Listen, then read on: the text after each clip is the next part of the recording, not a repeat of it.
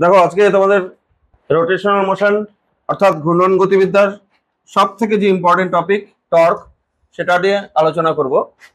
টর্কটা কি জিনিস, টর্কের রাশিমালা কি, টর্কের একক কি, টর্ক কি রাশি, এগুলো আমরা বুঝবো। আচ্ছা দেখো, আমরা আগে রৈখিক গতির কথা আলোচনা করি একটু। একটা বস্তুকে যদি আমি এই বস্তুর গতির অবস্থা বা স্থিতির অবস্থা পরিবর্তন করতে চাই, তাহলে প্রয়োজন হয় বল। দেখো রৈখিক গতির ক্ষেত্রে যখন একটা বস্তু সরলরৈখিক ভাবে যাবে, তার গতির অবস্থার পরিবর্তন করতে গেলে আমাদের দরকার হয় বল। ধরো স্থিতিশীল একটা বস্তু, এটাকে গতিশীল করবে, কি দরকার? অবশ্যই বল দরকার। বা গতিশীল বস্তু যাচ্ছে, এটাকে থামাবে বা গতির পরিবর্তন করবে, কি দরকার? বলের দরকার। তাহলে রৈখিক গতির অবস্থার পরিবর্তনের জন্য প্রয়োজন বল। ঠিক একই রকম একটা রাশি টর্ক, একই ধরনের। রৈখিক গতির ক্ষেত্রে বল যা কাজ করে, ঘূর্ণন গতির ক্ষেত্রে টর্কের কাজ একই। অর্থাৎ ঘূর্ণন গতির ক্ষেত্রে ধরো একটা বস্তুকে আমি ঘোরাবো, স্থির অবস্থা আছে, এটাকে আমি ঘোরাবো, তার দরকার হবে, এইখানে যেটা দরকার হবে সেটাকেই বলছি আমরা টর্ক। এটা যদি আমি ঘোরাতে চাই, আমরা বল বলবো না, এটাকে টর্ক বলবো। বা একটা বস্তু ঘুরে যাচ্ছে, এটাকে থামাবো, কি দরকার? আমরা বলবো টর্ক। অর্থাৎ পরিষ্কারভাবে বোঝা যাচ্ছে রৈখিক গতির ক্ষেত্রে বলের যা ভূমিকা, কি ভূমিকা বলের? বস্তুর গতি বা স্থিতির অবস্থার পরিবর্তন করে বা করতে সাহায্য করে। গতি বা স্থিতির অবস্থার পরিবর্তন করে যে ধর্ম বা করার প্রবণতা, সেটা আমরা বলি বল। ঠিক এখানেও তাই, ঘূর্ণন গতির অবস্থার যদি পরিবর্তন করতে চাই, তাহলে যা দরকার সেটাকে বলা হবে টর্ক। তাহলে বলের অনুরূপ, এই জন্য এটা আমরা ঘূর্ণন গতির ক্ষেত্রে বলও বলি, ঘূর্ণন বল। অনেক সময় টর্ককে আমরা ঘূর্ণন বল বলি। তাহলে বলের যা ধর্ম, টর্কের প্রায় একই ধর্ম। বল প্রয়োগ করলে কি হয়? বস্তুর ত্বরণ হয়, এবং বল ইকুয়াল টু বস্তুর ভর ইন্টু ত্বরণ, এটা আমরা জানি। টর্ক প্রয়োগ করলেও বস্তুর কৌণিক ত্বরণ হয়। টর্ক আমরা টাও দিয়ে লিখবো। হ্যাঁ, টর্ক প্রয়োগ করলে বস্তুর কৌণিক ত্বরণ হয়। তাহলে হ্যাঁ, টাও, এটার উচ্চারণটা হচ্ছে টাও। তাহলে টর্ক এমন একটা বিষয় যা প্রয়োগ করলে বস্তুর ঘূর্ণন গতির সৃষ্টি হয় বা ঘূর্ণন গতির প্রবণতার সৃষ্টি হয়। ঘুরবেই এমন কোনো কথা না, আমি ঘোরানোর চেষ্টা করছি, তাও টর্ক প্রয়োগ করছি। ধরো তুমি একটা স্ক্রু বা নাট তুমি খুলবে, তুমি রেঞ্জ ব্যবহার করো, তাই না? এরকম ভাবে রেঞ্জ আমরা ব্যবহার করি, জানো তো? রেঞ্জ, এই নাটটাকে খোলার জন্য আমি রেঞ্জ ব্যবহার করি। তো আমরা কি প্রয়োগ করি? এখানে টর্ক প্রয়োগ করি। দেখো এটা খোলার জন্য অনেক সময় হয় কি, তোমরা দেখবে কাছে যদি বল প্রয়োগ করো, এখানে বল, আমি কিন্তু বল বলছি এখন, অনেক সময় নাটটা খোলে না। একটু দূরে বল প্রয়োগ করলে সহজেই আবার খুলে যায়। তাহলে পরিষ্কার এটাও বোঝা যাচ্ছে যে কাছে যখন আমরা বল প্রয়োগ করছি টর্ক কম, দূরে বল প্রয়োগ করলে টর্ক বেশি হচ্ছে। তা টর্ক একটা বিষয়ের উপর নির্ভর করছে, সেটা হচ্ছে বল আর দূরত্ব। টর্ক বলের উপরও নির্ভর করবে, আবার দূরত্বের উপরও নির্ভর করবে। সেই জন্য শুধুমাত্র ঘূর্ণন প্রবণতা সৃষ্টি করে শুধু বল, এটা বলা যাবে না, তার সঙ্গে দূরত্ব সম্পর্কযুক্ত টর্কের সঙ্গে। দেখো একই দূরত্বে যদি আমি অল্প বল প্রয়োগ করি, একই দূরত্বে আমি কম বল প্রয়োগ করছি, এখানে কম বল প্রয়োগ করছি, একবার দেখলাম আমি 10 নিউটন বল প্রয়োগ করলাম, এটা ঘোরে না। এবার আমি যখন এটাকে আমি 15 নিউটন বল প্রয়োগ করছি, তখন ঘুরে যাচ্ছে। তাই টর্ক আবার তাহলে বলের মানের উপর নির্ভর করছে। আবার একটু আগে দেখলাম টর্ক দূরত্বের উপর নির্ভর করছে, তাই না? তাহলে টর্ক দুটো বিষয়ের উপর নির্ভর করবে, বল আর দূরত্ব। আর একটা বিষয় আছে, দেখো এই নাটটাকে ঘোরানোর জন্য যদি এই দিকে বল প্রয়োগ করো, আমি বল প্রয়োগ এই দিকে করছি বা এই দিকে করছি, নাট খুলবে? আমি এই দিকে বল প্রয়োগ করলে নাট খুলবে না, নাট খুলবে এই দিকে বল প্রয়োগ করতে হবে, এইভাবে ঘোরাতে হবে। এই দিকে যদি বল প্রয়োগ করি তাহলে আচ্ছা ঘোরার প্রবণতা বেশি হবে। আমি বল এইভাবে প্রয়োগ করলাম, এইভাবে প্রয়োগ করলাম, তেরা করে বল প্রয়োগ করলাম বা এইভাবে বল প্রয়োগ করলাম, ঘোরার প্রবণতা সব থেকে কখন বেশি হবে? যদি মাঝখানে, এটার ক্ষেত্রে ঘোরার প্রবণতা সব থেকে বেশি হবে। এটার ক্ষেত্রে ঘোরার প্রবণতা সব থেকে বেশি হওয়া মানে হচ্ছে কোণের উপরেও নির্ভর করে তাই টর্ক। তাহলে এই ক্ষেত্রে টর্ক কম হবে, এই ক্ষেত্রেও কম হবে, তার তুলনায় এটা বেশি হবে। কোণের উপরেও টর্ক নির্ভর করে। তাহলে টর্ক কটা বিষয়ের উপর নির্ভর করলো? টর্ক তিনটা বিষয়ের উপর নির্ভর করলো, একটা বল, আরেকটা হচ্ছে দূরত্ব, আরেকটা হচ্ছে কোণ। টর্ক এই তিনটা বিষয়ের উপর নির্ভর করে। বোঝা গেল? তাহলে এবার আমরা টর্কের সংজ্ঞা লিখি।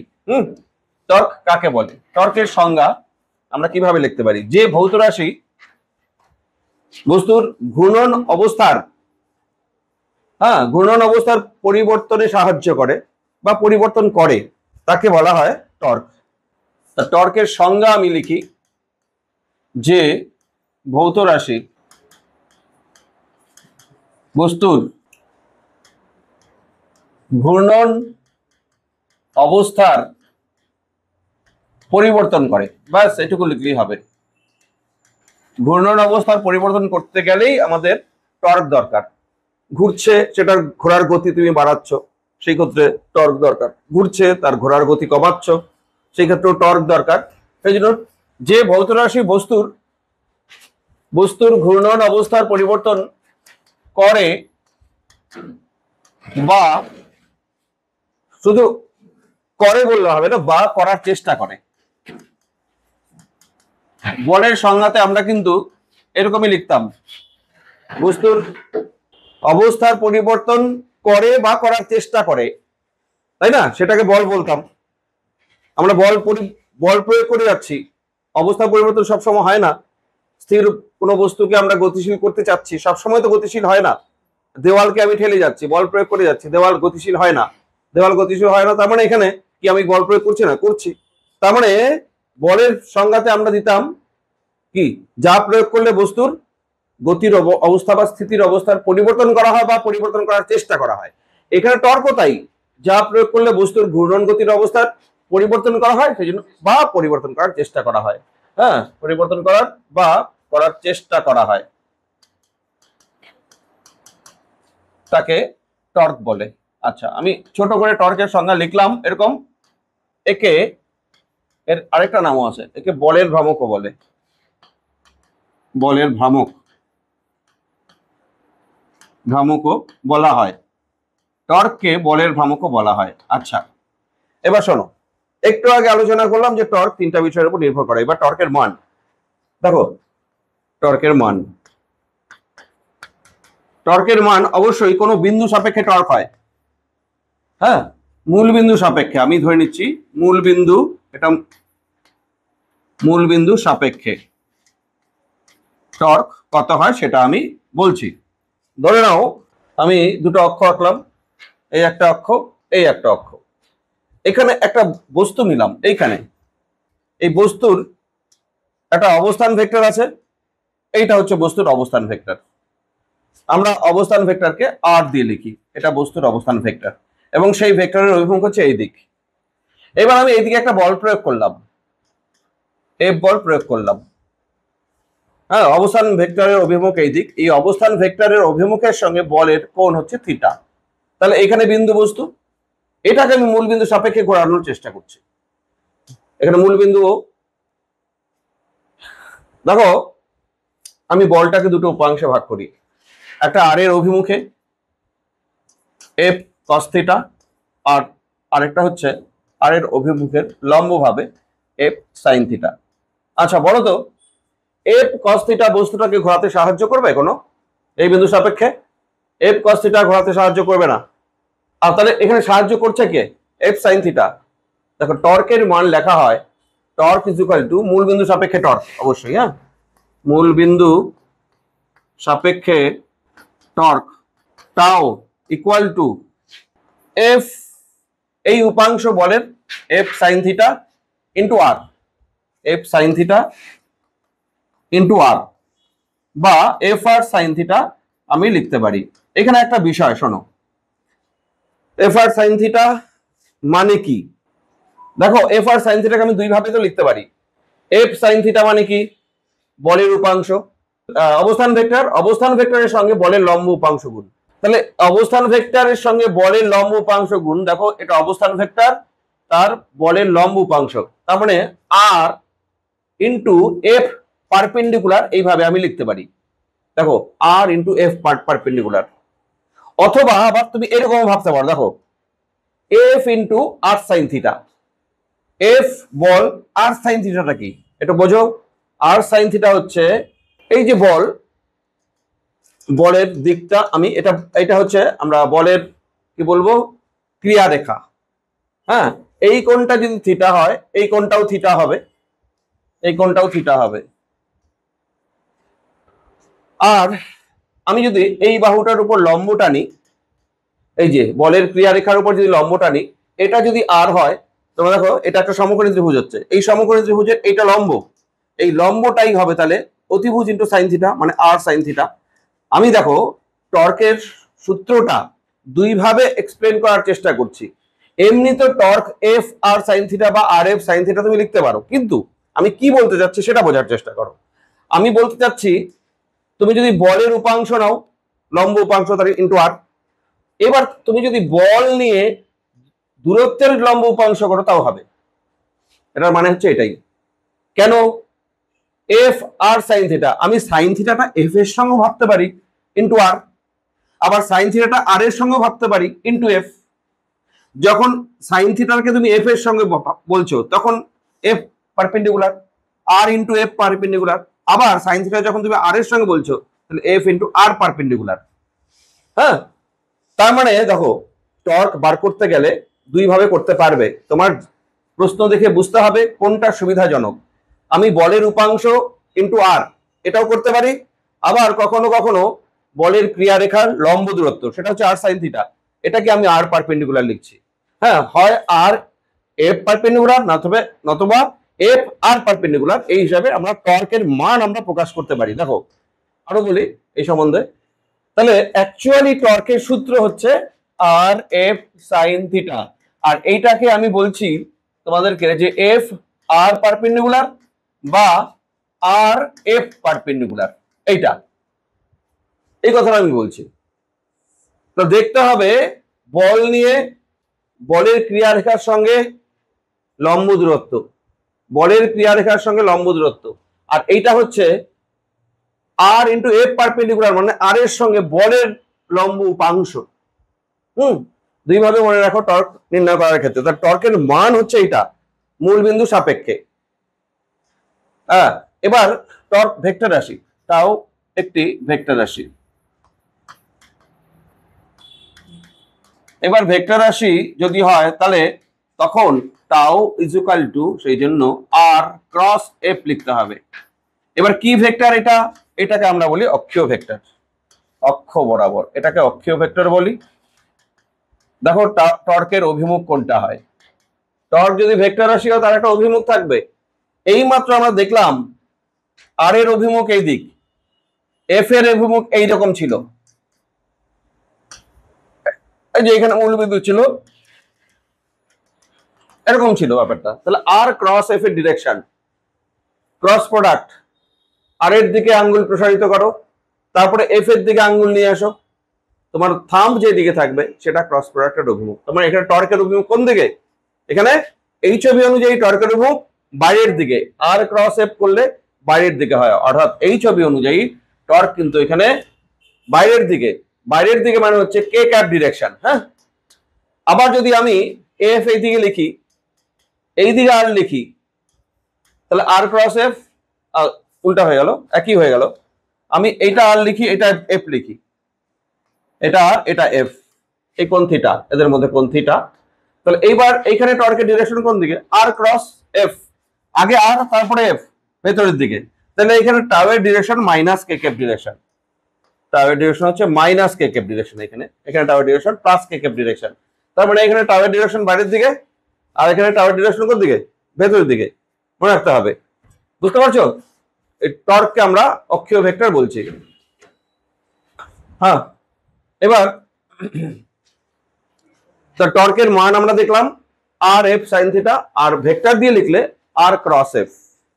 বোঝা গেল? এখন টর্কের একক দেখো তো, টর্কের একক কি হবে?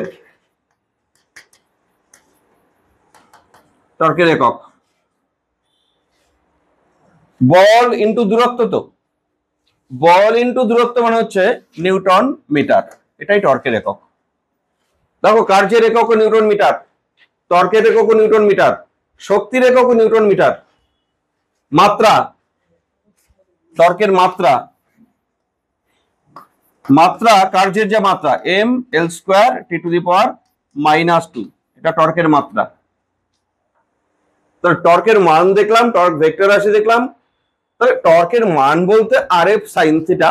আর এফ সাইন থিটা মানে হচ্ছে অ্যাকচুয়ালি ওইভাবে আর এফ সাইন থিটা মনে না রেখে তুমি সাইন থিটা জায়গায় কস থিটাও হতে পারে, থিটা কাকে ধরা হচ্ছে তার উপর নির্ভর করবে। মোট কথা আর ইন্টু এফ পারপেন্ডিকুলার অথবা এফ ইন্টু আর পারপেন্ডিকুলার, এটা মনে রাখতে হবে। আচ্ছা, তো টর্কের একক গেল। এবার আসি আমরা, টর্ক কিন্তু পজিটিভ নেগেটিভ হয় যখন বস্তু অ্যান্টি ক্লকওয়াইজ ঘোরানোর চেষ্টা করা হবে, তখন টর্ককে ধরা হবে পজিটিভ। এই যে কে কে দেখো এখানে পজিটিভ না, এটা পজিটিভ টর্ক ধরা হবে। কখন পজিটিভ টর্ক? তাহলে যখন ঘুরবে অ্যান্টি ক্লকওয়াইজ, আর যখন ক্লকওয়াইজ ঘুরবে তখন হচ্ছে। আচ্ছা, টর্কের সর্বোচ্চ মান দেখো তো, টর্কের সর্বোচ্চ সর্বনিম্ন মান, সর্বোচ্চ ও সর্বনিম্ন মান টর্কের। আচ্ছা বলো, একটা বস্তু আমি এখানে, এটা আমি ঘূর্ণাক্ষ ধরলাম, এখানে খেয়াল করো, এখানে ঘূর্ণাক্ষ আছে, ঘূর্ণাক্ষ এইভাবে গেছে, আমি এইভাবে বল প্রয়োগ করলাম বস্তুটার এই বিন্দুতে, আর এইটা এফ ও এইটা, তাহলে আর আর এফ এর ডিরেকশন এখানে কি আছে? 0 ডিগ্রি আছে না? তাহলে এই ক্ষেত্রে টর্ক কি হবে? 0। তাহলে 0 টর্ক কখন হয়? এফ আর আর এর মধ্যে কোণ 0 ডিগ্রি বা 180 ডিগ্রি যদি হয়। আমি যদি বল এইখানে প্রয়োগ করি তাহলেও টর্ক 0। তাহলে কারণ টর্কের সূত্র ফর্মুলা হচ্ছে আর এফ সাইন থিটা। তো যদি থিটা 0 হয়, থিটা 0 হলে বা 180 ডিগ্রি হলে, 0 ডিগ্রি বা 180 ডিগ্রি হলে টর্ক কিন্তু 0 হবে। হ্যাঁ, এটা টর্কের মিনিমাম মান। আর টর্ক ম্যাক্সিমাম কত হবে দেখো তো। এই বস্তুটাকে যদি আমি এই বিন্দু সাপেক্ষে এই দূরত্বটা মনে করো আর, আমি এইভাবে বল প্রয়োগ করি, তাহলে টর্ক কত হবে? দেখো আর এর সঙ্গে এবার এফ এর কোণ কত আছে? 90 ডিগ্রি। তাহলে এই ক্ষেত্রে আর এফ সাইন 90, সাইন 91, এই ক্ষেত্রে হবে থিটা ইকুয়াল যদি 90 ডিগ্রি হয়, হ্যাঁ, বলে টর্ক হবে ম্যাক্সিমাম, টাও ম্যাক্সিমাম হয়। হ্যাঁ, সেটা হচ্ছে আর ইন্টু এফ। তাহলে মোট কথা একটু ভাবতে হবে। এবার টর্কের চিহ্নের রীতি দেখো, চিহ্নের রীতিটা আমি লিখে দিচ্ছি। চিহ্নের রীতি, ধরো একটা বস্তু, এটাকে ঘোরানো হবে, এর ব্যাসার্ধ আর, আমি এইভাবে বল প্রয়োগ করছি, এফ বল, এটা হচ্ছে আর, আর এর সঙ্গে এফ এর কোণ কত আছে? এখানে 90 ডিগ্রি। আচ্ছা, এখানে বস্তু ঘুরবে কোন দিকে বলো তো? এটা চাকাটা কোন দিকে ঘুরবে? ক্লকওয়াইজ না অ্যান্টি ক্লকওয়াইজ? Anti clockwise. তাহলে এই দিকে ঘুরছে, যখন এই দিকে ঘুরছে, এইখানে টর্ক আমরা ধরবো কি বললাম একটু আগে? পজিটিভ। আর দ্বিতীয় ছবি দেখো, আমি বল এইভাবে প্রয়োগ করছি, চাকাটাকে এই দিকে ঘোরাবো, এখানে টর্ক কি হবে? নেগেটিভ। এখানে টর্ক নেগেটিভ, নেগেটিভ হবে। আচ্ছা, এখানে টর্কের মান কত? Torque is equal to plus F R না এটার ক্ষেত্রে, আর এটার ক্ষেত্রে কত? Torque is equal to minus F R. বোঝা গেল? আচ্ছা, এবার আমি যদি আরেকটা ছবি আঁকি, ধরো বল এইভাবে প্রয়োগ করা হচ্ছে এফ, তাহলে এখানে টর্ক কত? 0 হবে, ঘুরবেই না এটা। তো টর্কের ধারণা আস্তে আস্তে ক্লিয়ার হচ্ছে তো ব্যাপারটা। টর্কের পজিটিভ নেগেটিভ এইভাবে আমরা হিসাব করব। এবার দেখো, চিহ্নের নিয়ম গেল, টর্ক কখন পজিটিভ ধরবে কখন নেগেটিভ ধরবে। তারপর টর্কের উপরিপাতনের নীতি, এটা কি? উপরিপাতনের নীতি, উপরিপাতনের নীতি বলছে, ধরো আমি একটা দণ্ড, এটাকে কোনো বিন্দু সাপেক্ষে, এইখানে বিন্দু সাপেক্ষে এটা আমি ঘোরাতে চাই। তো এর উপর তো অনেক বল ক্রিয়া করতে পারে, তার ফলে অনেক টর্ক হতে পারে। ধরো এইখানে একটা বল ক্রিয়া করছে F1, এইখানে একটা বল ক্রিয়া করছে F2, এইখানে একটা বল ক্রিয়া করছে F3, এটসেট্রা এটসেট্রা। উপরিপাতনের নীতি হচ্ছে এই বস্তুটির উপর মোট টর্ক কত। ধরো এই দূরত্বটা R1 ঘূর্ণাক্ষ থেকে, এটা R1, এটা F2 বলের দূরত্ব ঘূর্ণাক্ষ থেকে R2, F3 বলের দূরত্ব R3 ইত্যাদি আরো থাকতে পারে।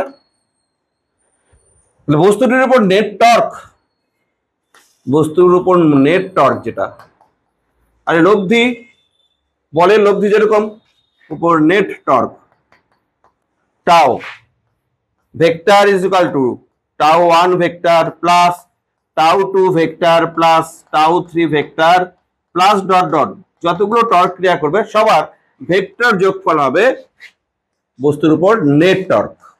তো টাও নেট হবে τ1 প্লাস τ2 প্লাস τ3 এরকম।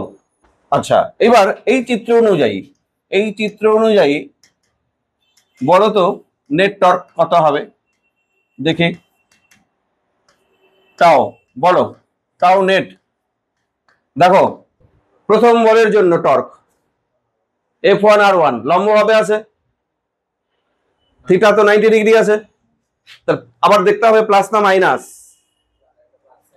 হ্যাঁ, অ্যান্টি ক্লকওয়াইজ ঘোরাচ্ছে তাহলে প্লাস, তাহলে F1 R1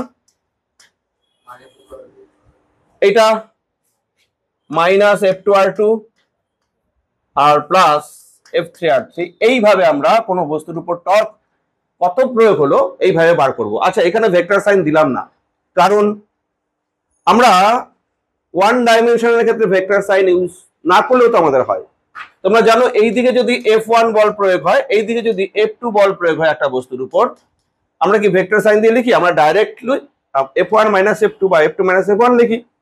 তার ভেক্টর সাইন আমরা দিচ্ছি না এখানে ওয়ান ডাইমেনশনের ক্ষেত্রে। এইখানেও তাই, দেখো টর্ক তো ওয়ান ডাইমেনশন আছে, একই রেখা বরাবর আছে। বলো অ্যান্টি ক্লকওয়াইজ যখন ঘুরছে টর্কের ডিরেকশন কোন দিকে? F1 এর টর্কের ডিরেকশন কোন দিকে? বাইরের দিকে। F2 টর্কের ডিরেকশন ভেতর দিকে। রেখাটা তো এক, তাই না? কোন তর হচ্ছে না।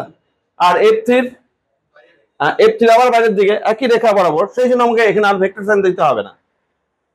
হ্যাঁ, তাহলে F1 R1 minus F2 R2 F3 R3, এখানে ভেক্টর যোগী আছে, এটা ভেক্টর যোগী আছে এখানে। এইভাবে টর্ক আমরা হিসাব করব, বুঝতে পারছো? আচ্ছা, এবার আমি দু একটা অঙ্ক করাই, যা আমরা শিখলাম তার উপরে অঙ্ক। দেখো আমি একটা অঙ্ক দিচ্ছি আগে। ধরো P একটা বিন্দু, এখানে বল ক্রিয়া হচ্ছে P বিন্দুতে F is equal to 2i cap minus 3j cap plus k cap বল ক্রিয়া করছে। P বিন্দুর অবস্থান ভেক্টর দেওয়া আছে, অবস্থান ভেক্টর দেওয়া নাই, এর স্থানাঙ্ক দেওয়া আছে। P বিন্দুর স্থানাঙ্ক 2, 1, -1। ধরো দেখো তাহলে ও বিন্দু সাপেক্ষে টর্ক কত? দেখো এখানে বল প্রয়োগ করা হচ্ছে এইটা, অবস্থান ভেক্টর এটা আছে, তাহলে ও বিন্দু সাপেক্ষে টর্ক কত?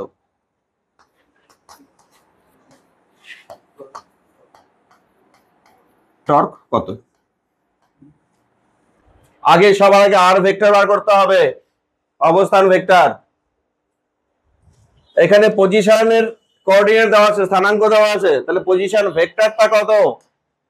আর ভেক্টর ইজ ইকুয়াল টু, হ্যাঁ, 2i cap plus j cap minus k cap, এটা অবস্থান ভেক্টর। আর f দেওয়া আছে কত? 2i cap minus 3j cap plus k cap, এরকম দেওয়া আছে। বল এত নিউটন বল, এটা এত মিটার অবস্থান ভেক্টর। তাহলে টর্ক কত হবে? আর ক্রস এফ। ক্রস প্রোডাক্ট তোমাদের নিশ্চয়ই মনে আছে। হ্যাঁ, আর ক্রস এফ কিভাবে করে মনে আছে? আই জে কে, আগে আর মানে 2, 1, -1, আর এফ এর জন্য 2, -3, 1। দেখি কি মনে আছে তোমাদের, বলো। আই এর সাথে এটা মাল্টিপ্লাই 1 -3, তাই তো? মাইনাস প্লাসই হয়ে যাচ্ছে। আর মাইনাস জে ক্যাপ যদি নেই 2 ইন্টু 1 মানে 2 মাইনাস হচ্ছে প্লাস 2 ইন্টু 1 মানে 2, যে ক্যাপ হয়ে গেল প্লাস যেটা মাইনাস হয়, হ্যাঁ এখানে মাইনাস না নিলে তাহলে উল্টো করতে হবে, কে কে -6 -2 -6 -2, এই তাহলে এটা হচ্ছে -2i ক্যাপ -4j ক্যাপ আর -8k ক্যাপ, এটা টর্ক। এত নিউটন মিটার মান যদি চায়, মান কি হবে টর্কের মান? হ্যাঁ টর্কের মান যদি বলে তখন তুমি square root 2 square plus 4 square plus 8 square এভাবে করবে, তাহলে কত হবে? রুট 84 তার স্কোয়ার রুট, এত নিউটন মিটার। বুঝতে পারছো? ভেক্টর দিয়ে একটা অঙ্ক করানো হলো। আচ্ছা, তারপর চলে আসি আমরা, এখানে একটা ডায়াগ্রাম দেখতে পাচ্ছ, এই দণ্ডটির দৈর্ঘ্য হচ্ছে এল, এই রডটির দৈর্ঘ্য এল, পি বিন্দু সাপেক্ষে টর্ক, এই যে এইটা হচ্ছে পি বিন্দু, মানে এই বিন্দু সাপেক্ষে ঘোরানোর চেষ্টা করা হচ্ছে বা ঘোরানো হচ্ছে। যাই হোক, এখানে দেখো তাহলে নেট টর্ক বস্তুটার উপর কত আছে। এটা আমি যদি করি, কটা বল আছে দেখো, হিসাব করো। একটা বল, দুইটা বল, তিনটা বল, চারটে বল আছে। চারটা বলের জন্য চারটা টর্ক ভেক্টর যোগ করতে হবে। তো চারটা বলের জন্য চারটা টর্ক ভেক্টর যোগ করতে হবে। আচ্ছা, প্রথমে প্রথম বলটা দেখো 90 নিউটন বল, এটা ঘূর্ণাক্ষের মধ্যে দিয়ে গেছে, তাহলে এটার দূরত্ব কত? এই বলের এই ঘূর্ণাক্ষ থেকে দূরত্ব কত? 0, তাহলে এইটার টর্ক 0, বোঝা গেল? এইটা 90 ডিগ্রি অ্যাঙ্গেলে আছে, এইটা 30 ডিগ্রি অ্যাঙ্গেলে আছে এটার সাথে 80 নিউটন, এইটা উলম্বের সাথে 60 ডিগ্রি অ্যাঙ্গেলে আছে। টোটাল টর্ক দেখো তাহলে এবার, তাও নেট একবারে করে দিলাম। প্রথমটা টর্ক কি তাহলে? 0। দ্বিতীয় কোনটা ধরবো? এটাই দ্বিতীয় ধরি, এটা তৃতীয় নম্বর ধরি, এটা থার্ড, এটা ফোর্থ নম্বর, এটা 1 নম্বর ছিল। হ্যাঁ, দ্বিতীয়টা টর্ক বলো, দ্বিতীয়টা তো প্লাস না মাইনাস? দ্বিতীয়টা হ্যাঁ মাইনাস, তাহলে মাইনাস, এটা কি লম্ব ভাবে আছে না? তাহলে লম্ব ভাবে থাকলে তাহলে 60 ইন্টু এই দূরত্ব কত? L/2 হয়ে গেল, এটা টর্ক।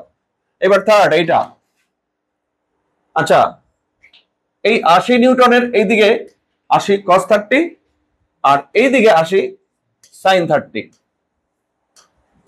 80 cos 30 কি কোনো রকম টর্ক হবে এটার জন্য কোনো টর্ক হবে না, এটার জন্য। তাহলে 80 sin 30, এটা পজিটিভ না নেগেটিভ সেটাও ভাবতে হবে। এটার জন্য টর্ক উপর দিকে, তো sin 30 কত? হাফ, মানে 40, এটা 40 নিউটন। তো 40 নিউটন আপওয়ার্ড মানে কি, প্লাস না মাইনাস? প্লাস। 40 ইন্টু এর দূরত্ব L/2, দেখছো হয়ে গেল, এটার জন্য টর্ক। এই বল, এবার এই বলের দেখো টর্ক কি করে করব। আচ্ছা, এটার দুইটা উপাংশ করো, একটা উপাংশ এই দিক, এটা 70 cos 60 আর এই দিকে 70 sin 60, তাই তো? 70 sin 60 কোনো টর্ক প্রডিউস করতে পারবে? ওটা ঘূর্ণাক্ষ বরাবর হয়ে যাচ্ছে আর এর অভিমুখে হয়ে যাচ্ছে, তাহলে এটার জন্য কোনো টর্ক হবে না। টর্ক হচ্ছে এবার 70 cos 60, cos 60 কত? হাফ, তাহলে এটাও তো 35 নিউটন হচ্ছে, তাহলে এই বলটা হচ্ছে 35 নিউটন। তাহলে 35, এটা ক্লকওয়াইজ না অ্যান্টি ক্লকওয়াইজ ঘোরাচ্ছে, এটাও অ্যান্টি ক্লকওয়াইজ, তাহলে এটারও পজিটিভ হবে। তাহলে পজিটিভ কত? 35 ইন্টু দূরত্ব, এই দূরত্ব টোটাল দূরত্ব ঘূর্ণাক্ষ থেকে L, বাস এটা হচ্ছে আমাদের অ্যান্সার, যা হবে তাই। তাহলে এটা -30L আর এখানে হচ্ছে প্লাস 40L 20L আর প্লাস 35L। 35 থেকে 30 গেলে 5 প্লাস 20 মানে 25 ইন্টু L, এত নিউটন মিটার ইউনিট। এত একক লিখলেই ভালো, দৈর্ঘ্য তো এলে দেওয়া আছে না। বুঝতে পারছো? টর্ক হিসাব কিন্তু এভাবে করতে হবে। তাহলে এই বস্তুর উপর টর্ক হচ্ছে 25L নেক্সট এটা তোমরা করো। দেখো একটা চাকার দুটো ব্যাসার্ধ দেওয়া আছে, একটা ইনার রেডিয়াস 10 সেন্টিমিটার, একটা আউটার রেডিয়াস 20 সেন্টিমিটার। এইখানে একটা বল প্রয়োগ করা আছে, দেখো স্পর্শক বরাবর কিন্তু 100 নিউটন, এইখানে স্পর্শক বরাবর 200 নিউটন, এইখানে স্পর্শক বরাবর 50 নিউটন, আর এইখানে 30 ডিগ্রি অ্যাঙ্গেলে 100 নিউটন বল প্রয়োগ করা হচ্ছে। তো এই চাকাটির উপর মোট টর্ক নির্ণয় করো, নেট টর্ক নির্ণয় করো। দেখি করতে পারো নাকি। Net torque, try net torque কত হবে? এই যে টর্ক বার করবে এই বিন্দু সাপেক্ষে, মূল বিন্দু সাপেক্ষে, মানে কেন্দ্র সাপেক্ষে টর্ক বার করবে। হয়তো বলাই আছে কেন্দ্র বিন্দু সাপেক্ষে চাকার উপর নেট টর্ক। কটা বল আছে? বল কটা আছে? একটা, দুইটা, তিনটা, চারটে বল আছে।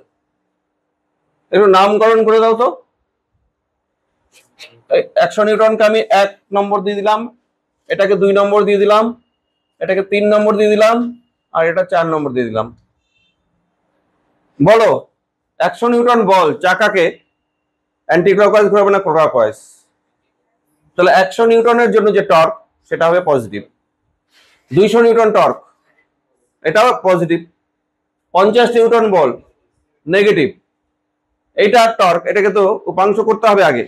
হ্যাঁ, এদিকে একটা উপাংশ আর এদিকে একটা উপাংশ, এটার জন্য কোনো টর্ক হচ্ছে না, এটাও তাহলে ক্লকওয়াইজ ঘোরাচ্ছে, এটার জন্য নেগেটিভ। তাহলে হয়ে গেল, বসিয়ে দাও টর্ক, নেট টর্ক।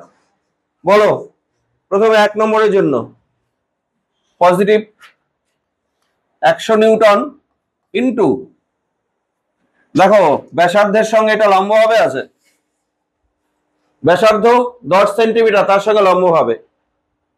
হ্যাঁ, তাহলে আমি 100 ইন্টু 10 লিখে দিই, পজিটিভ হবে 10 সেন্টিমিটারে, কিন্তু এটা আবার মনে রাখো। হয়ে গেল 1 নম্বরের জন্য। 2 নম্বর টর্ক, এটাও প্লাস হবে, প্লাস 200 নিউটন আছে ইন্টু এই দূরত্ব কত? 20। হইল, এটা টর্ক, এটা টর্ক। এবার 50 নিউটনের টর্ক তো নেগেটিভ, 50 ইন্টু এটা এই ব্যাসার্ধ 20। এইবার এটা একটু এদিকে 100, এদিকে 30, এটা 100 cos 30, এটা 100 sin 30। 100 sin 30 মানে কত? 50।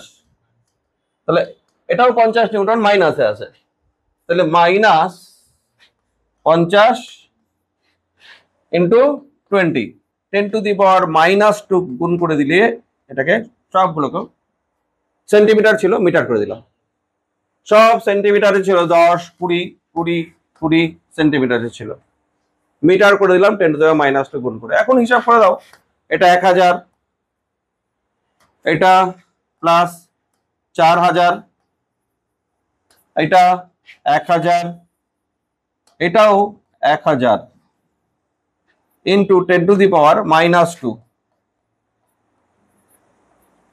তার মানে 1000 একটা একটা কাটলো, 4 - 3, 3000 ইন্টু 10 টু দি পাওয়ার -2, মানে দুটা শূন্য বাদ, 30 নিউটন মিটার।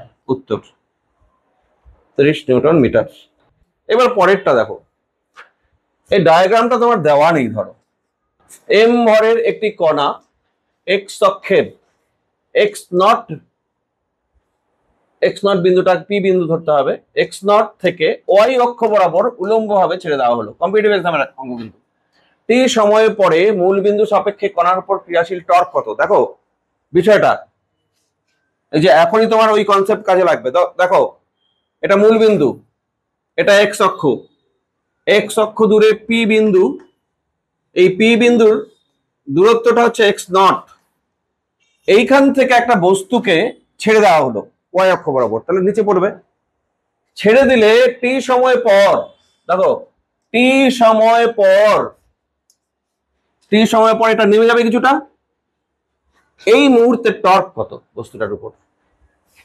এই মুহূর্তে টর্ক, এই বস্তুটার ওজন mg, এখানে ওজনের কারণে টর্ক হবে, এখানে বল বলতে ওজন। দেখো এইখানে যখন আসবে টি সময় পরে, তখন এইখানে আসার পর টর্ক কত হবে এই বিন্দুতে? কার সাপেক্ষে টর্ক?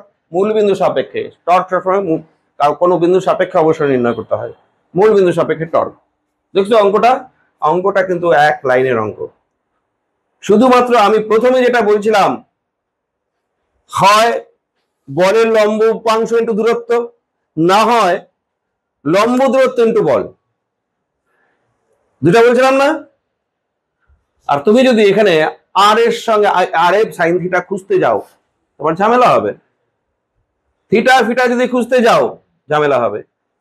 শুধু লম্ব দূরত্ব দেখতে হবে। কি রকম? দেখো বলের ক্রিয়ারেখা এটা, এই বলের ক্রিয়ারেখার দূরত্ব মূল বিন্দু থেকে লম্ব দূরত্ব কোনটা? এইটা। এটাই তো বলের ক্রিয়ারেখার দূরত্ব, এটাই তো আর পারপেন্ডিকুলার।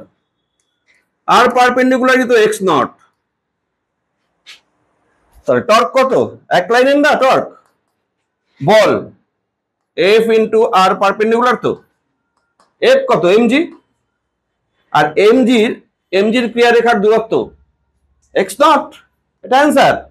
আর অনেকেই করতে শুরু করবে এটা না জানা থাকলে, এখানে দাগ টানবে, আর এর অভিমুখ এটা, এটা থিটা, এদিকে এমজি, এবার এই কোণ বার করতে শুরু করবে, অনেক ঝামেলা করে ফেলবে, অঙ্কটাকে গন্ডগোল করে ফেলবে। আসলে এইটা অ্যান্সার। বুঝতে পারছো? এই ডায়াগ্রামটা কেটে দিতে হবে, আমি তুলে দিব ডায়াগ্রামটা।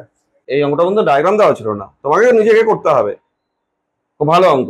আচ্ছা, এটা তো স্কেলার ফর্মে হলো, ভেক্টর ফর্ম টর্কের দেখো তো, ভেক্টর ফর্ম কি হবে? টাও ভেক্টর আমি লিখতে চাচ্ছি, বলো দেখি। এখানে হ্যাঁ, ভেক্টর ফর্ম মানে হচ্ছে আর এর ডিরেকশন এই দিক, এফ এর ডিরেকশন এইটা, এমজি তো এফ, তাহলে আর ক্রস এফ কোন দিকে? ভেতরের দিকে। ভেতরের দিকে মানে হচ্ছে মাইনাস কে ক্যাপ, তাহলে এম জি এক্স নট লিখে আমি মাইনাস কে ক্যাপ দিয়ে দিব, ভেক্টর ফর্ম হয়ে গেল। ব্যাস, যদি ভেক্টর ফর্ম চাই এটা বুঝতে পারলে খুব সহজ ব্যাপারগুলি। ঘটনা বুঝলা তো? দেখো অঙ্কটা নিটের অঙ্ক এসেছিল, একদম সোজা, অঙ্কটা এক লাইনের। হ্যাঁ, তারপরে দেখো, আরো দেখো, ভূমির সাথে, তাহলে মনে রাখবে টর্ক বার করা হয় লম্ব দূরত্ব ইন্টু বল, না হয় বলের উপাংশ ইন্টু দূরত্ব। মানে হয় এফ আর পারপেন্ডিকুলার নাও, না হয় আর এফ পারপেন্ডিকুলার ইন্টু আর নাও, তাহলে তুমি টর্ক পেয়ে যাবে। এবার দেখো তো, ভূমির সাথে থিটা কোণে এম ভর বিশিষ্ট একটি কণাকে ও বিন্দু থেকে ইউ বেগ দিয়ে প্রক্ষেপ করা হলো। সর্বোচ্চ, তার মানে প্লাস প্লাস, ভূমির সাথে থিটা কোণ করে একটা বস্তুকে প্রক্ষেপ করা হলো, প্লাস থিটা কোণ করে ইউ বেগে, এখানে বেগটা তো ইউ আছে, ইউ বেগ, আর কোণ হচ্ছে থিটা বলা আছে। এটা সর্বোচ্চ উচ্চতায় থাকাকালীন ও বিন্দু সাপেক্ষে কণার উপর ক্রিয়াশীল টর্ক নির্ণয় করো। এই কণাটি যখন সর্বোচ্চ অবস্থানে আসবে এখানে, তখন টর্ক চাই।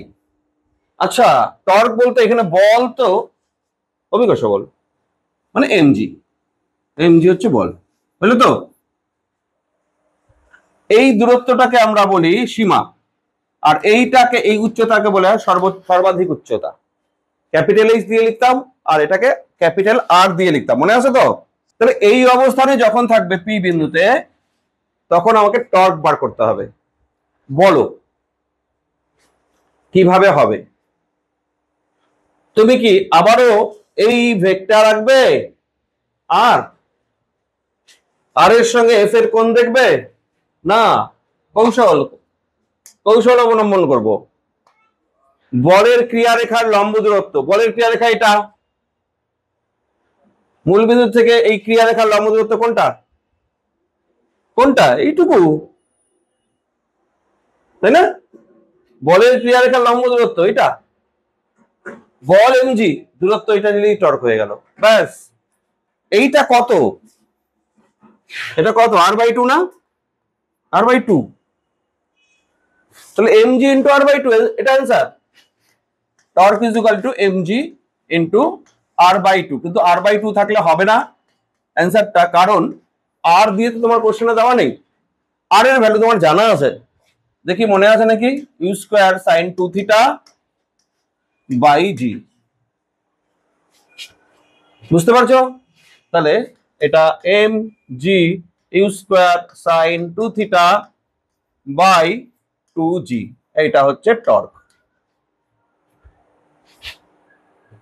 বোঝা গেল? এই টর্কের অভিমুখ কোন দিক, বাইরের দিকে না ভেতরের দিক? আর দেখো আর আর এইদিকে এফ, এদিকে আর ক্রস এফ ভেতরের দিকে। হ্যাঁ, মাইনাস কে ক্যাপ ভেক্টর দিয়ে লিখলে মাইনাস কে ক্যাপ লিখে দেবে। আচ্ছা, তোমাকে যদি বলতো, আমি এক্সট্রা একটা করাই এখানেই, যখন মাটিতে স্পর্শ করবে এসে বস্তুটি তখন টর্ক কত? যখন মাটি স্পর্শ করবে তখন টর্ক। বল কোন দিকে, ওজন এইদিকে, এই বলের লম্ব দূরত্ব কোনটা হয়ে যাচ্ছে? কি ব্যাপার, বুঝতে পারছো না নাকি? এখানে যখন মাটিতে স্পর্শ করবে বল তো এইদিকে, ওই যে ও বিন্দু সাপেক্ষে টর্ক, তাহলে ও বিন্দু থেকে বলের ক্রিয়ারেখার লম্ব দূরত্ব আর হবে। এইখানে যখন টর্ক চাইবে, ধরো কিউ বিন্দু, এইখানে টর্ক কিন্তু হবে mg ইন্টু আর, শুধু লম্ব দূরত্ব, বল ইন্টু লম্ব দূরত্ব। বুঝতে পারছো? তাহলে আর আর মানে হচ্ছে U square sine 2 theta by, ব্যাস। তাহলে পি বিন্দুতে টর্ক, কিউ বিন্দুতে টর্ক, যে কোনো জায়গায় টর্ক আমরা এইভাবেই বার করব। আচ্ছা, যদি এইখানে থাকে, এইখানে থাকাকালীন টর্ক, তখন দূরত্ব আসবে এটা, এই দূরত্ব আসবে, ক্যালকুলেশন করতে হবে সেই দূরত্ব। সেটা সেটা করার জন্য তোমার টাইম দেওয়া থাকবে, টাইম দেওয়া থাকবে। বোঝা গেল? এত টাইম পরে এখানে আসলো, এইভাবে বল ক্রিয়া করছে, তখন লম্ব দূরত্ব নিতে হবে, এইটা অনুভূমিক যে দূরত্ব হবে, হ্যাঁ, সেটা বার করে নিতে হবে, তখন টাইম দেওয়া থাকতে হবে। তাহলে অনুভূমিক দূরত্ব টাইম দেওয়া থাকলে এই দিকের গতিবেগ তোমরা জানো, হ্রাস মনে আছে কিনা, এদিকের গতিবেগ ইউ কস থিটা, আর এই দিকের গতিবেগ ইউ সাইন থিটা। ইউ কস থিটার সঙ্গে টি গুণ করলে যে টাইমটা দেওয়া থাকবে, টি গুণ করলে তখন এই দূরত্বটা পাওয়া যাবে। এই দূরত্বের সঙ্গে আমি mg যদি গুণ করে দিই, তাহলে এইখানকার টর্ক হয়ে যাবে। তাহলে যে কোনো পথের যে কোনো বিন্দুতেই টর্ক বার করা যাবে। তুমি দূরত্বটা কি নেবে, শুধুমাত্র লম্ব দূরত্বটা মাথায় রাখতে হবে। হলো? আচ্ছা, দেখো নেক্সট থিওরি, নিউটনের দ্বিতীয় সূত্র F ইকুয়াল টু ma, তোমরা সবাই জানো। এটা রৈখিক গতির ক্ষেত্রে বল এটা, ভর এটা, ত্বরণ এটা। এখানেও আমার নিউটনের দ্বিতীয় সূত্রের ঘূর্ণন রূপ থাকবে। নিউটনের দ্বিতীয় সূত্র,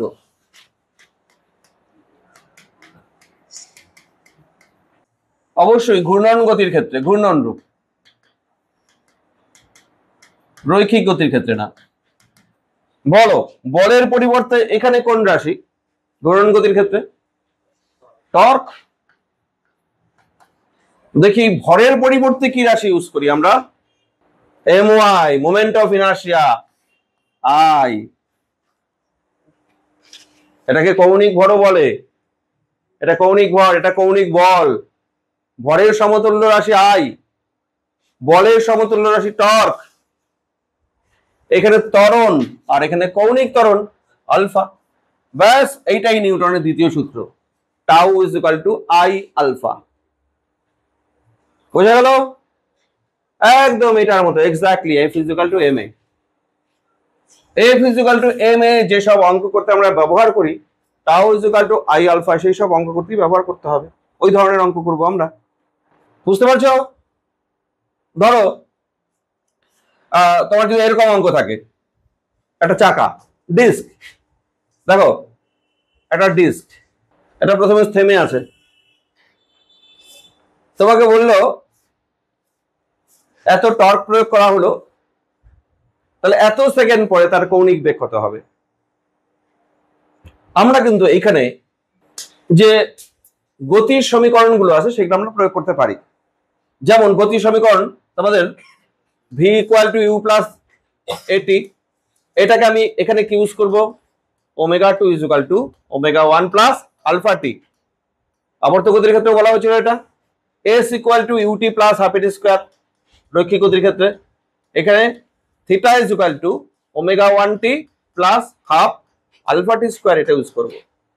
রৈখিক গতির ক্ষেত্রে v square is equal to u square plus 2as, আর এখানে omega 2 square equal to omega 1 square plus 2 alpha theta, এগুলো ইউজ করতে পারবো। তাহলে এগুলো ইউজ করবো সঙ্গে, আবার tau is equal to I alpha use করবো, তাহলে আমরা সব পেয়ে যাব যা চাইবে। মানে এই ধরনের অঙ্ক।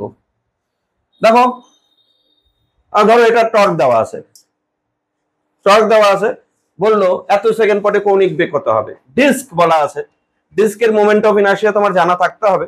ব্যাসার্ধ আর ভর যদি দেওয়া থাকে তাহলে মোমেন্ট অফ ইনার্শিয়া তুমি বার করে নিবে আই। টর্ক দেওয়া আছে, আলফা বের হয়ে গেল, তাহলে আলফা বের করলে omega 2 is equal to omega 1 plus alpha T, এটা করবো। তাহলে এত সময় পরে কৌণিক বেগ হয়ে যাবে।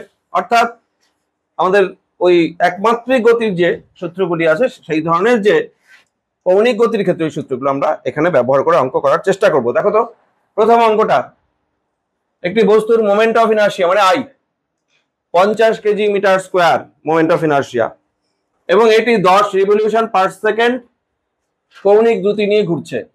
5 সেকেন্ডের মধ্যে একে থামাতে হবে। আগের থেকেই ঘুরছিল, এবার থামবে। থামানোর জন্য টর্ক কত লাগবে? টর্ক কত লাগবে মানে টর্ক তো আই আলফা, তাই না? টর্ক তো আই আলফা। একটা বস্তুর মোমেন্ট অফ আই তো দেওয়াই আছে, তো তোমার কি লাগবে? আই দেওয়া আছে, আলফা লাগবে। আলফা লাগবে মানে কি? প্রাথমিক দেখো বেগ দেওয়া আছে, অন্তিম বেগ থামবে। তাহলে ওমেগা 1 বলো কত দেওয়া আছে? ওমেগা 1 10 রিভলিউশন পার সেকেন্ড লাগবে, রেডিয়ান পার সেকেন্ডে। কিন্তু রিভলিউশন পার সেকেন্ড থেকে রেডিয়ান পার সেকেন্ড কি করে করে? আমি বলছিলাম ওমেগা বের করার সব থেকে ভালো সূত্র 2 পাই n বাই টি।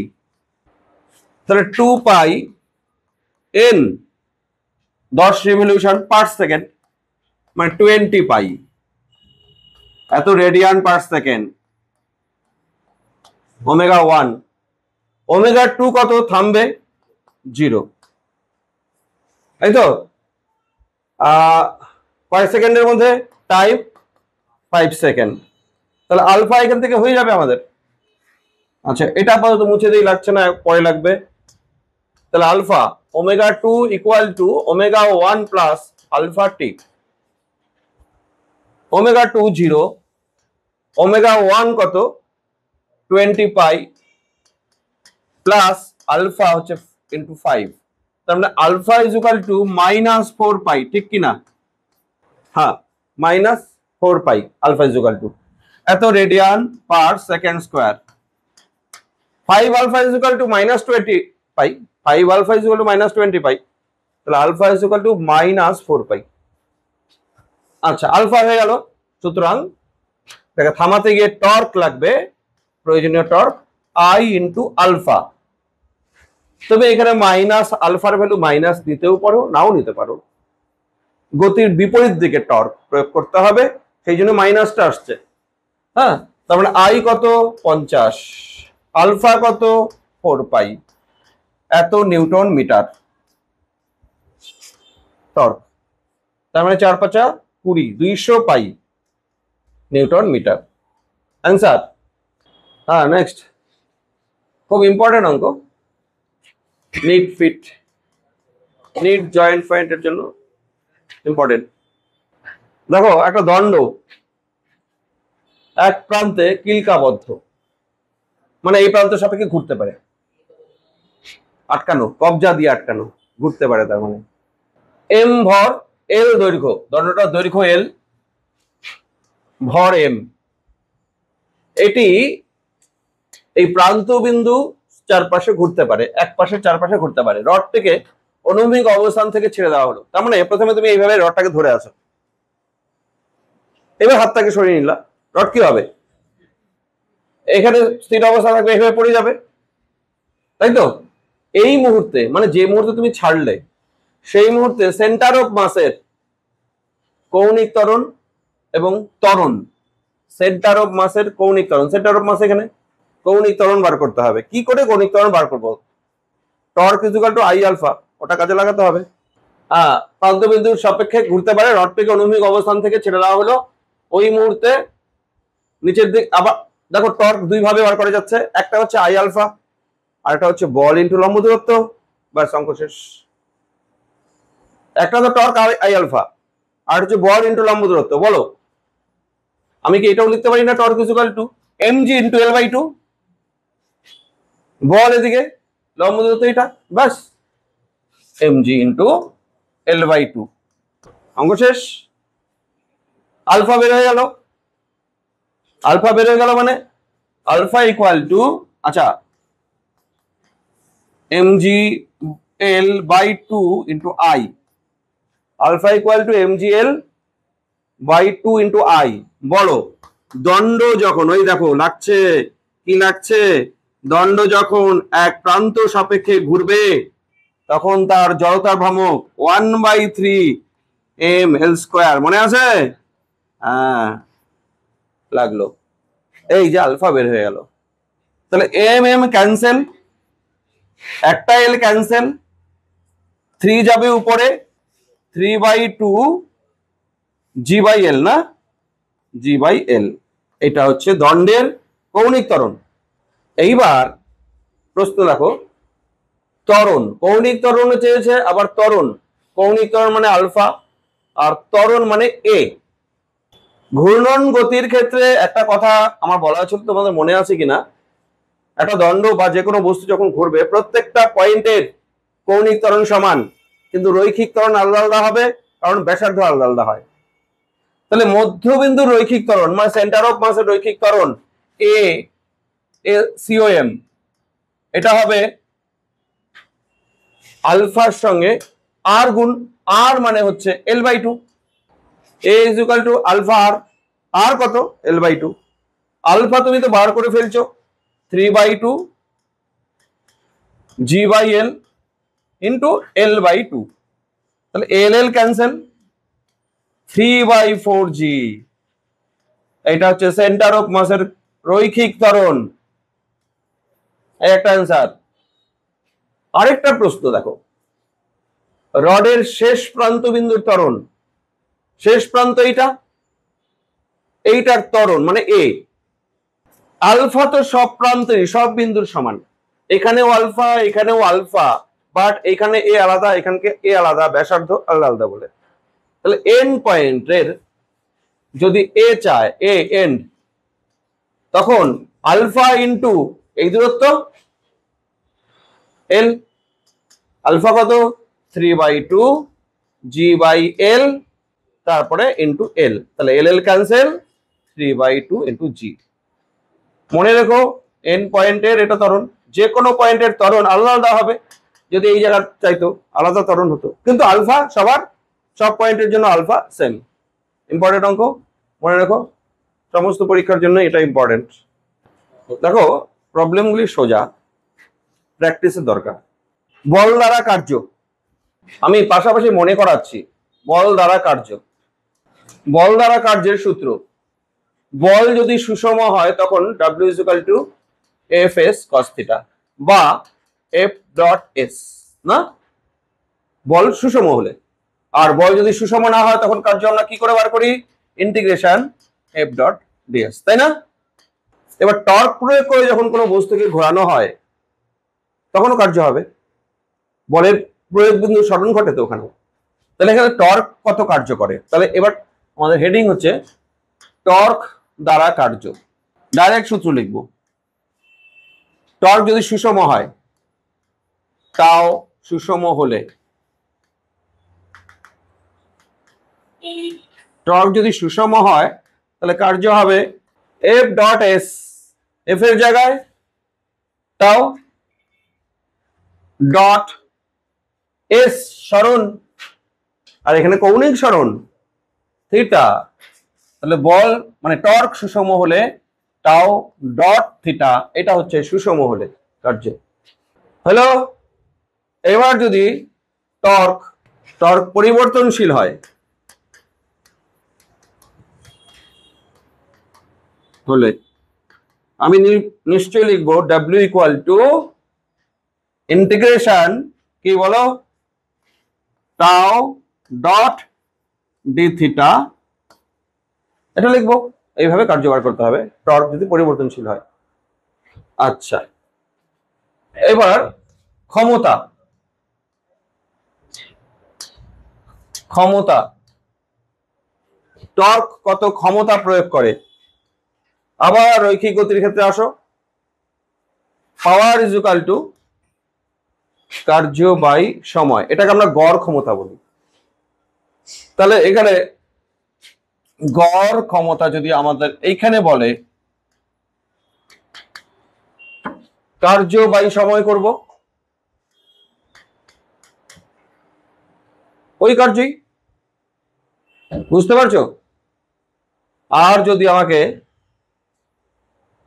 তাৎক্ষণিক ক্ষমতা বলে, তাৎক্ষণিক ক্ষমতা মনে আছে? তাৎক্ষণিক ক্ষমতা W P is equal to, এটা এইখানে তাৎক্ষণিক ক্ষমতা P is equal to F dot V, আর এখানে তাহলে এফ এর জায়গায় টাও, টাও ডট ভি মানে ওমেগা, এটা হচ্ছে তাৎক্ষণিক ক্ষমতা।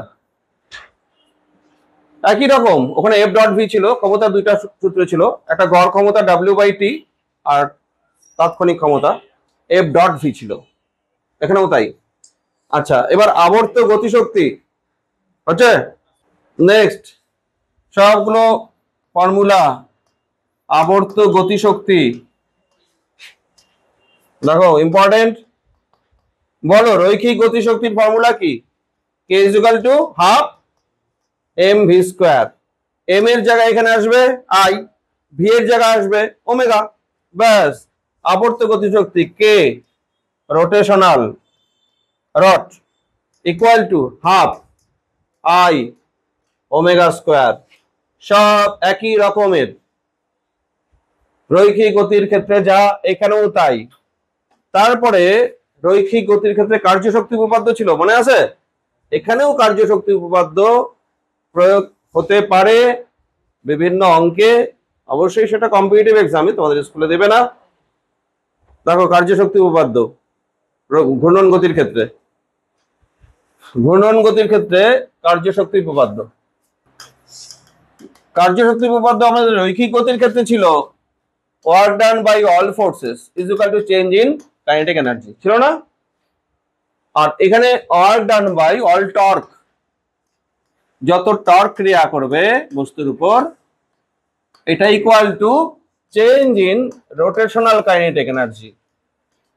তার মানে half I two omega two square minus half I one omega one square, গতিশক্তির পরিবর্তন। আচ্ছা, ঘূর্ণন সাম্যাবস্থা কাকে বলে? ঘূর্ণন সাম্যাবস্থা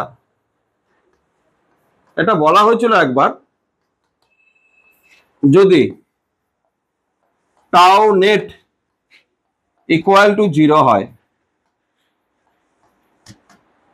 বা কোনো কৌণিক ত্বরণ না থাকে।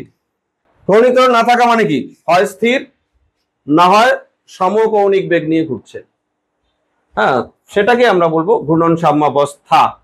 তবে বস্তুর অবস্থাকে, বস্তুর অবস্থাকে সাম্যাবস্থা বলে, অবস্থাকে ঘূর্ণন সাম্যাবস্থা বলে, ঘূর্ণন সাম্যাবস্থা বলে।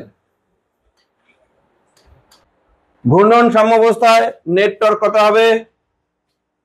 0, বস্তুর উপর নেট টর্ক 0, যে কোনো বিন্দু সাপেক্ষে যদি টর্ক নাও নেট টর্ক 0, এটা মাথায় রাখতে হবে।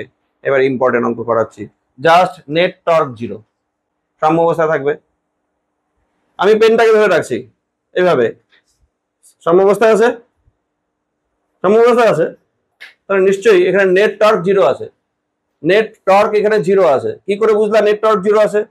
দুই পাশে দুইটা, এই অংশের ওজন এই দিক দিয়ে ক্রিয়া করছে, এই পাশের ওজন এই দিক দিয়ে ক্রিয়া করছে, দুইটা ওজন হয়ে গেল, এই পাশ আর এই পাশ, এই দুটো ওজনেরই যে টর্ক, মোট টর্ক 0 আছে। একটা পজিটিভ টর্ক আছে, একটা নেগেটিভ টর্ক আছে। বলো তো, আমি যদি এটাকে সাম্যাবস্থা রাখি এইভাবে, ধরো সাম্যাবস্থা, এইখানে ওজন ক্রিয়া, এইটুকু অংশের ওজন এটার ভারকেন্দ্র দিয়ে ক্রিয়া করবে, আর এইটুকু অংশের ওজন এই অংশের ভারকেন্দ্র দিয়ে ক্রিয়া করবে। তাহলে এই ওজনটা এটাকে এই দিকে গড়ানোর চেষ্টা করবে তোমাদের সাপেক্ষে, এটা ক্লকওয়াইজ। তাহলে এটার টর্ক কি? মাইনাস। আর এটার টর্ক কি? Anti clockwise. হ্যাঁ, এই দুই টর্ক, ক্লকওয়াইজ টর্ক আর অ্যান্টি ক্লকওয়াইজ টর্ক ইকুয়াল হয়, তবেই সাম্যাবস্থা থাকে। আর যদি ইকুয়াল না হয় তাহলে ঘুরবে। যদি প্লাস টর্কটা বেশি হয় তাহলে এদিকে ঘুরবে, আর মাইনাস টর্ক বেশি হলে এদিকে ঘুরবে। আর না ঘোরা মানে কি? Net torque zero. Net torque zero সাম্যাবস্থা মানে। এবার যে কোনো বিন্দু সাপেক্ষে নেট টর্ক জিরো মানে সাম্যাবস্থা। তারই অঙ্ক দেখো এখন, থিওরি কিন্তু কিছু না। দেখো সুন্দর অঙ্ক।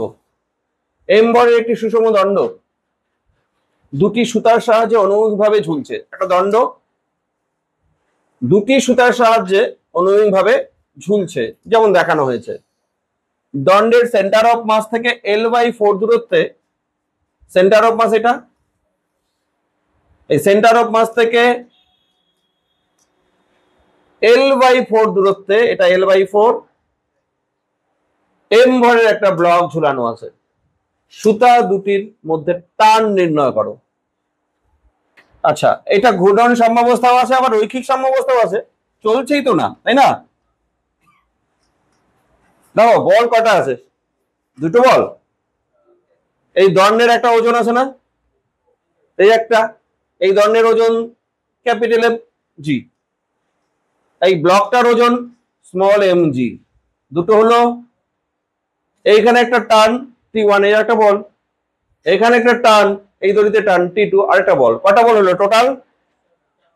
চারটা বলের মোট টর্ক শূন্য আছে কোনো বিন্দু সাপেক্ষে। শুধু তাই না, রৈখিক সাম্যাবস্থা আছে। রৈখিক সাম্যাবস্থা মানে হচ্ছে বিপরীত দিকের বলগুলো আবার সমান, মোট বলও শূন্য। এখানে ঘূর্ণন সাম্যাবস্থাও থাকবে, রৈখিক সাম্যাবস্থাও। এটা গতি তো নেই, কোনো দিকে নাই। তাহলে ঘূর্ণন সাম্যাবস্থা আছে, রৈখিক সাম্যাবস্থা আছে। রৈখিক সাম্যাবস্থা মানে হচ্ছে মোট বল শূন্য, আর ঘূর্ণন সাম্যাবস্থা মানে হচ্ছে মোট টর্ক শূন্য। মোট বল শূন্য মানে কি? মোট বল শূন্য মানে হচ্ছে বিপরীত দিকের বলগুলো সমান। আর মোট টর্ক শূন্য মানে হচ্ছে কোন বিন্দু সাপেক্ষে মোট টর্ক ইকুয়াল টু 0 করবা, অথবা positive torque equal two negative torque করে দিবা। হ্যাঁ, তাহলে মোট বল শূন্য থেকে কি পাওয়া যায়? ফর আমি এই যে দেখো সিম্বলিক লিখি, সামেশন অফ ফোর্স 0 রৈখিক সাম্যাবস্থার জন্য। এইটা রৈখিক সাম্যাবস্থার কন্ডিশন। মোট বল শূন্য। মোট বল শূন্য মানে বিপরীতমুখী বল সমান। দেখো বিপরীতমুখী বল কি কি আছে? উপর দিকে T2 আছে, T1 আছে, উপর দিকের বল দুইটা।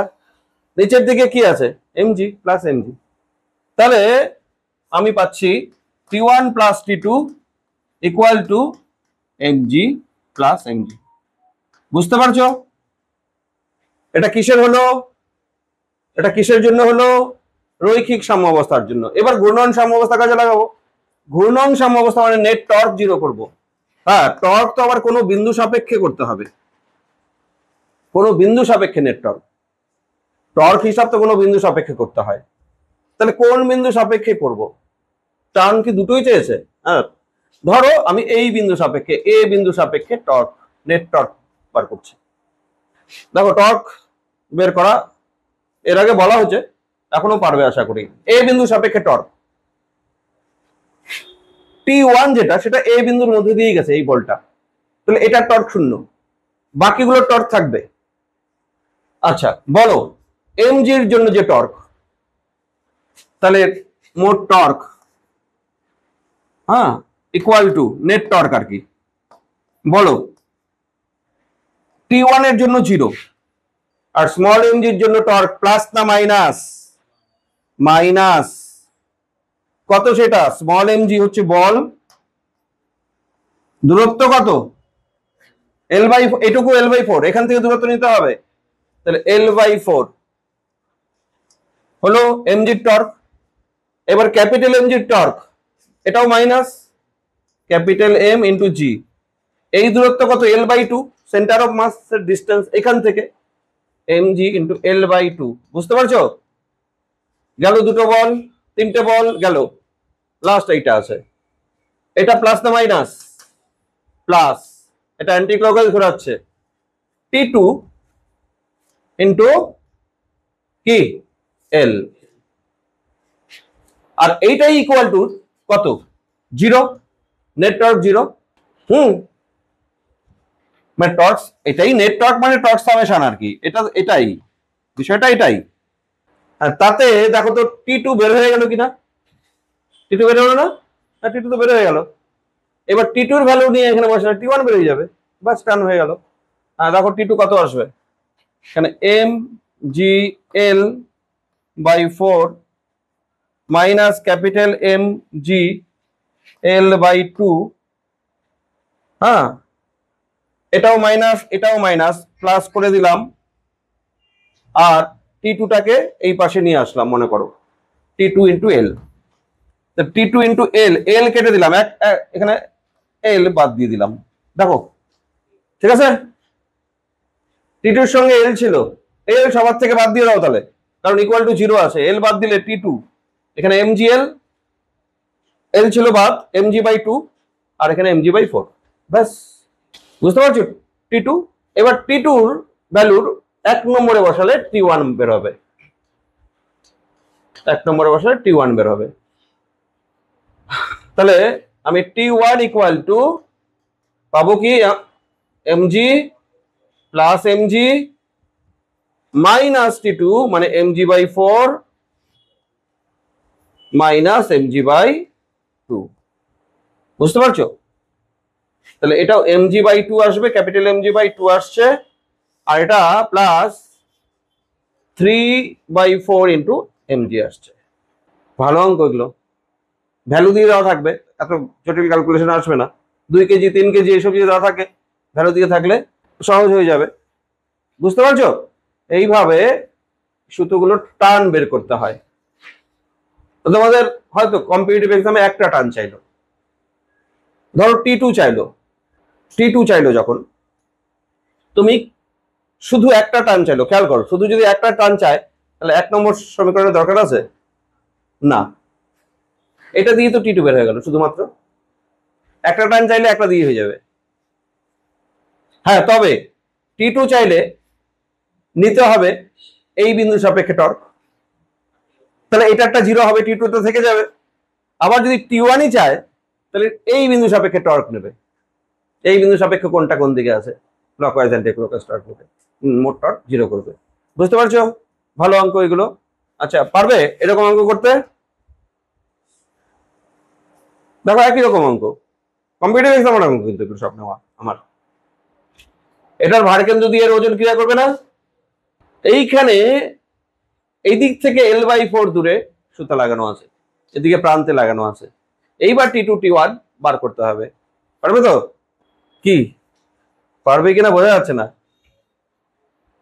দুটো টানি যদি বের করতে হয়, দুটো সমীকরণই লাগবে। হ্যাঁ, এটা রৈখিক সাম্যাবস্থার জন্য মোট বল শূন্য, ঊর্ধ্বমুখী বল আর নিচের দিকে বল সমান করবে, একটা সমীকরণ পাবে। আর কোনো বিন্দু সাপেক্ষে টর্ক ইকুয়াল টু জিরো করবে, আরেকটা সমীকরণ পাবে। সেখান থেকে T1 বা T2 বের হয়ে যাবে, তারপর T1 T2 এর মান আগেটার মধ্যে বসাবে। একই অঙ্ক, একই ধরনের অঙ্ক। তাহলে এখানে ওজন কোন দিকে, এই রডটারও তো একটা ওজন আছে, সেটা এখানে ক্রিয়া করছে, রডটার ওজন W দেওয়া আছে, এই তো অঙ্কটা। ওজনটা মানে হচ্ছে ক্যাপিটাল mg, তখন ধরছিলাম সেটা, এটা বুঝতে পারছো। টর্ক এইভাবে হিসাব করতে হয়। তাহলে থাকবে এটুকু, শেষ করছি তাহলে আজকে।